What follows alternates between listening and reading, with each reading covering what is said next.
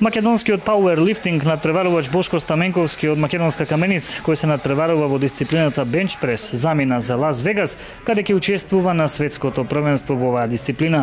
Тој својот пласман ново надпреварување го обезбеди, откако најпрвен го сруши балканскиот рекорд, а потоа беше и европски првак на неодамно одржаното европско првенство во Велика Британија. Стаменковски во својата последна изјава за Канал Плюс телевизија изјави дека ќе се обиде достојно да се представи и да го обели образот на Македонија, која се уште нема пауерлифтинг федерација. Значи Македонија моментално нема пауерлифтинг федерација. На балканско бевме 4 македонци.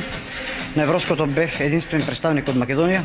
Исто, значи ги имам фатено условите за светско на европското такмичење и сам единствен македонски представник на ова светско такмичење од Македонија.